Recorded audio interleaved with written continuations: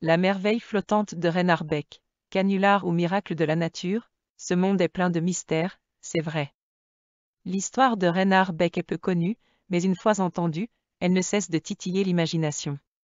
C'est une histoire qui a traversé le temps, de la fin du XIXe siècle à nos jours, et qui se situe à la frontière entre le réel et l'imaginaire. Car Reinhard Beck n'était pas un jeune homme ordinaire. Reinhard Beck pouvait flotter dans les airs. Son histoire obscure et floue de lévitation est l'une des grandes énigmes de la fin du XIXe siècle. Une époque où les spectacles de monstres et les histoires à dormir debout sur l'inexplicable battaient leur plein. Mais y a-t-il une part de vérité dans son histoire, Reinhard Beck et son étrange don, Dexter, Missouri? À première vue, cette petite ville endormie ressemblait à toutes les autres du Midwest américain. Les jours s'écoulent ici à un rythme familier et régulier et la vie est routinière. Nous sommes en 1884 et le jeune Reinhard Beck a 27 ans, il est solide et robuste et est déjà un homme adulte selon les normes de l'époque. Lui aussi est soumis à la routine des petites villes. Avec sa famille, il vit dans une ferme. À l'époque, Dexter était en grande partie rural et il y a toujours beaucoup de travail dans une ferme du Midwest. Avec son frère, Reinhard passait ses journées à travailler dur et à faire preuve d'un bon vieil esprit campagnard.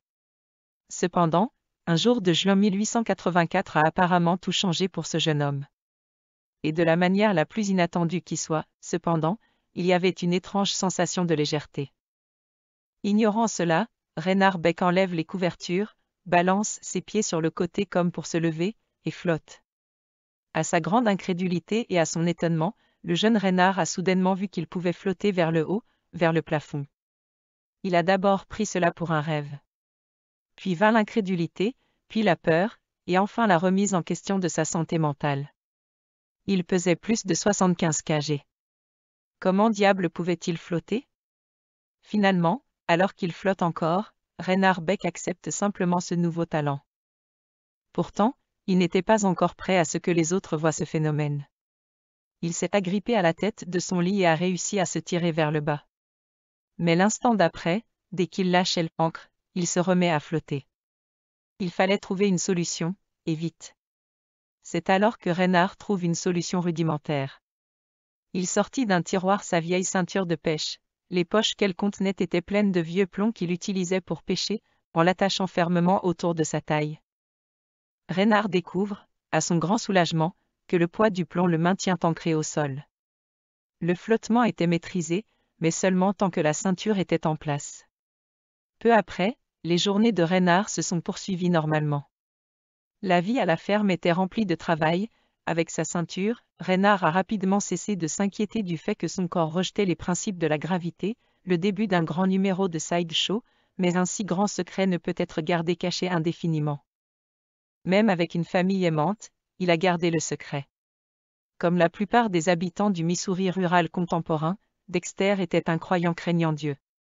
Reinhard savait qu'un phénomène aussi étrange que le sien ne serait pas pris à la légère, et que la mention du diable et de ses machinations entrerait rapidement dans la conversation.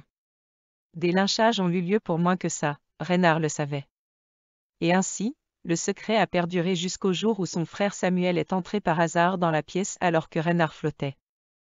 Au début, il a simplement pris ça pour un poirier ou un tour de passe-passe. Mais son amusement s'est rapidement transformé en choc. Reinhard Beck, son propre frère, pouvait l'éviter. Lorsque Reinhard implore son frère de garder le silence sur cette affaire et de ne pas laisser l'information se répandre, Samuel Beck dissipe rapidement ses craintes. Il avait une meilleure idée, Samuel ne tarde pas à faire savoir à son frère que cet étrange phénomène physique peut se transformer en une activité lucrative. Les spectacles parallèles, également connus sous le nom de « freak show », étaient très en vogue à la fin des années 1800. Samuel Beck savait qu'il y avait de l'argent à gagner dans ce domaine, surtout si l'on possédait un talent authentique et incroyable comme celui de son frère. C'est ainsi qu'après de longues discussions, les frères Beck décident d'entrer dans ce monde merveilleux et d'exposer les capacités de Reinhard aux yeux de tous. Samuel était catégorique, leur numéro était parfait en tout point. Car il était impossible de prouver que Reinhard faisait semblant. Il était aussi authentique que possible, selon certaines sources, les frères Beck ont commencé à faire des tournées dans les mairies et les champs de foire locaux, pour finalement présenter leur spectacle dans tout le Midwest américain. Très vite, Leur numéro a eu son propre nom et Reinhard Beck est devenu connu sous le nom de The Floating Wonder. Devenu une véritable attraction pour toutes les troupes de cirque, son numéro consistait à le faire flotter dans les airs. Le numéro se déroule sous une tente, et Reinhard lévite simplement dans les airs en lisant un livre.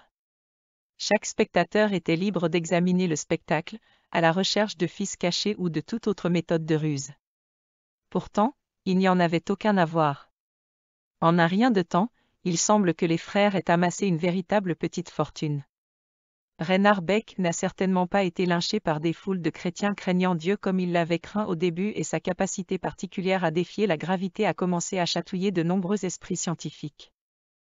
Curieusement, peu de sources écrites sur lui ont survécu, ce qui met en péril son histoire unique. La merveille flottante défie toute logique. De nombreux sceptiques ont commencé à traquer le numéro de « merveille flottante » de Reinhard. Le fait qu'un homme défie les lois naturelles de la physique est tout simplement incompréhensible pour beaucoup, et ils cherchent de nombreux moyens de le discréditer en tant que fraudeur. Lorsqu'il est impossible de trouver des fils ou des mécanismes dans ces numéros, les incrédules prennent des mesures extrêmes. Certaines sources affirment que Reinhard a reçu des centaines de menaces de mort, et que des actes de sabotage ont même été menés contre son acte. Mais à chaque fois, des preuves solides en sa faveur remontent à la surface. Des témoins ont déclaré qu'il devait s'attacher à une chaise pour manger ou à un lit pour dormir. De plus, il portait presque toujours sa ceinture de plomb afin de garder les pieds sur terre. Ainsi, les lois de la nature et de la logique étaient continuellement défiées. Un journaliste a apparemment voulu prouver que tout cela n'était qu'un canular complexe. Écrivant pour le Kansas Star en avril 1887, il a fait le récit suivant dans son article. Avant l'exposition, j'ai minutieusement fouillé la pièce, à la recherche de fils, de rampes hydrauliques, de supports cachés ou de tout autre dispositif de ce genre qui pourrait fournir un indice sur le mystère, mais je n'ai absolument rien trouvé. Alors que M. Beck était assis en position allongée à 1 mètre du sol, j'ai frappé l'air au-dessus et au-dessous de lui avec une canne, mais je n'ai rencontré aucune résistance. Avec la plus grande réticence, j'en suis venu à la conclusion qu'il flottait dans l'air. Néanmoins, les frères Beck décident d'abandonner définitivement leur spectacle de cirque après seulement 6 ans de tournée dans le Midwest. À l'époque, la curieuse capacité de Reinhard leur avait rapporté une petite fortune, estimée à $1 million selon les normes d'aujourd'hui. Pourtant, ils ont brusquement annoncé la fin de la « merveille flottante » et leur retour à leur vie de ferme à Dexter, dans le Missouri. Des rumeurs ont rapidement commencé à circuler. La plupart prétendent que la capacité de lévitation de Reinhard a disparu aussi brusquement qu'elle est arrivée. Mais il semble que toute cette publicité et cette étrangeté aient eu un effet négatif sur Reinhard Beck. Il est rapidement devenu un reclus. Un suicide ou la fin d'un canular réussi, des foules de curieux se rendent à la ferme Beck, à Dexter, dans l'espoir de voir Reinhard flotter dans les airs. Mais on ne l'a plus jamais revu. Au début, il évite toute publicité et les journalistes des journaux. Il a sévèrement refusé toute apparition. Sa toute dernière déclaration à la presse a été documentée en 1890, lorsque lui et son frère ont quitté la scène. Dans cette déclaration, il a donné une citation très étrange et quelque peu pensive. Une fois qu'un homme a flotté dans les airs, il ne peut plus jamais être tout à fait le même homme. Après une période prolongée d'absence totale, les soupçons commencent à peser sur la famille Beck. Selon certaines sources douteuses, Samuel Beck et sa mère ont tous deux admis que Reinhard Beck avait disparu. Ils ont déclaré que seule sa ceinture remplie de plomb avait été découverte dans un champ près de la frontière avec le Tennessee, et qu'il n'avait pas été revu depuis très longtemps. On soupçonne que l'homme s'est suicidé en se laissant flotter en l'air sans être attaché. D'autres sources affirment simplement qu'il est resté enfermé à l'intérieur en quête d'intimité, et qu'il a accepté la vie de reclus. Quoi qu'il en soit, c'est là que se termine l'histoire de Reinhard Beck, la merveille flottante, de façon quelque peu mystérieuse. Et c'est ici que nous avons commencé à disséquer cette étrange histoire, en essayant de régler les derniers détails dans notre quête de la vérité. Bien sûr, la première chose que nous abordons est la lévitation. Par toutes les lois de la physique et de la gravité, pour un homme de flotter dans l'air est tout à fait impossible. Alors, qu'est-ce qui se passe? La recherche des reportages dans le Kansas Star de 1887 ou 1890 s'est avérée infructueuse jusqu'à présent. En fin de compte, les seuls détails de cette étrange histoire sont transmis de bouche à oreille, et il n'existe aucune preuve concluante. En 1972, un homme du nom de R.N. Van Cor, un physicien travaillant dans le domaine des phénomènes gravitationnels et originaire de Sacramento, en Californie, a envoyé une lettre détaillée à l'équipe du Belleville Telescope, un journal de Belleville, au Kansas. Cette même lettre a été publiée dans le journal. Envoyée le 31 août 1972, la lettre est l'une des premières mentions modernes de cette étrange histoire, et fournit un résumé général. Parmi d'autres informations, la lettre indique, Reinhard Beck est devenu un numéro de cirque et a été présenté sous le titre de « Merveille flottante », où il a fait le tour des foires du Midwest de 1884 à 1890. En 1890, il dit que le pouvoir de flotter dans les airs l'a soudainement quitté. Il se retira à Dexter, au Kansas, où il vécut le reste de sa vie de manière normale. Un véritable casse-tête qui se lit comme une histoire de science-fiction. Peu après la publication de cette lettre, l'histoire de Reinhard Beck a été représentée sous la forme d'une bande dessinée. Elle a été publiée dans la bande dessinée Ripley S. Believ It or Not, dans la série Gold Key numéro 79, qui a été publiée en juillet 1978. Vérité ou canular? Fait ou fiction? L'étrange capacité à léviter est-elle si difficile à appréhender comme possiblement réelle? Cette fois, c'est à chacun de décider individuellement, bien que cela ressemble à un canular élaboré.